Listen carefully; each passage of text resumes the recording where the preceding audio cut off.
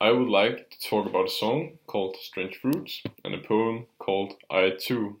I'm going to read a small part of each text, and after that I will be talking about it. I would like to start with the summary.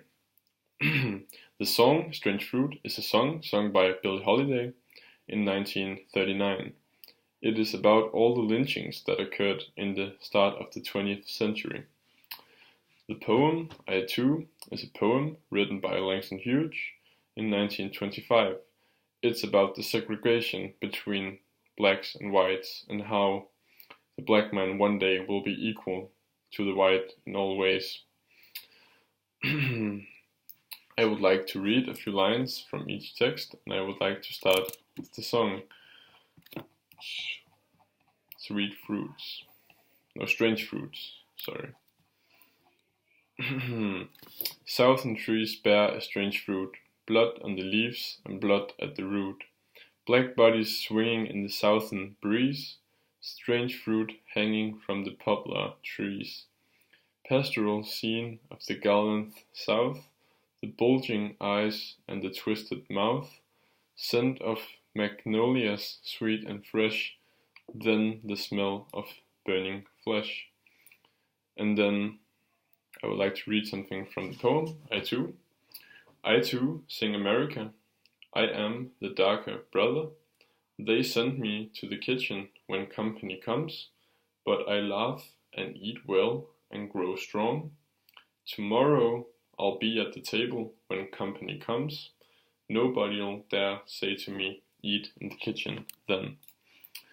If we were to talk about the song, it was written and sung after a lot of the lynchings across America had take place.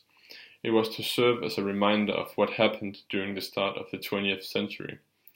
The black people of America was a lower class society during the start of the 20th century, and a lot of white people, especially in the South, did not like the idea about the black people having rights and being equal to the whites, as they were used as a tool for free labor and free and cheap labor. And when Billie Holiday sung the song Strange Fruit in 1939, it was the first time anyone had used a song to open people's eyes to the lynchings that took place. And if we switch our focus onto the poem, it was written during the segregation between blacks and whites. The blacks and whites had no rights back then and were viewed as a lower class. They had to enter through the back doors and they could not eat or drink with the whites. They had to dine in the kitchen, away from others. The poem is filled with hope. He says in the poem, tomorrow I'll sit at the table and nobody'll dare to send me away. The song has a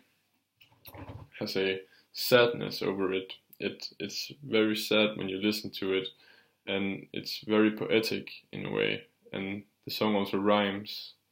Yeah. The black people's rights have improved a lot since the start of the 20th century, but some whites still can't accept that they are equals now in all ways. Now and then, some black people are murdered due to racial hatred. Some whites are too, but mostly black. This can also be seen in the police force, where a lot of blacks have been shot due to the fact that they were black and therefore they must have committed a crime. They were judged by their color before they had the chance to show that they were unarmed and possessed no danger, and before they had the chance to explain themselves.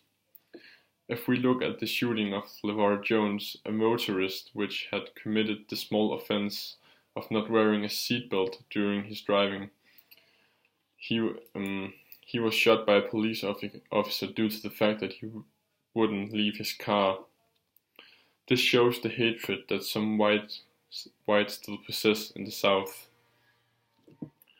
Also, the blacks had unfair trials in the start of the 20th century. If we look at the case of Jesse Washington, who were executed publicly in 1916, he had a brief trial with only his confession as evidence.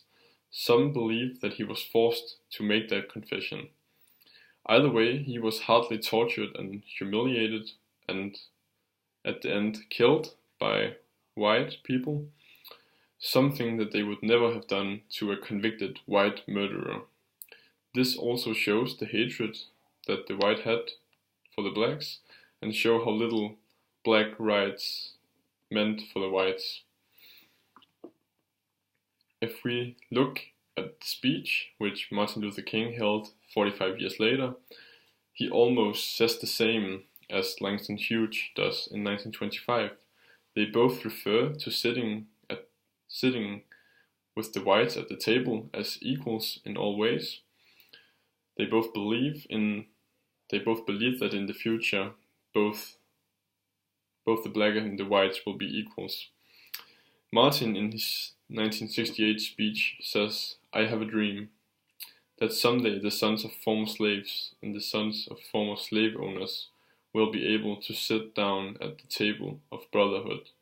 Just as Langston says, next time company comes, I'll sit at the table and nobody'll dare to send me away." They are both talking about being equal to the whites, and they both believe in it, as I said earlier. And that is all I have.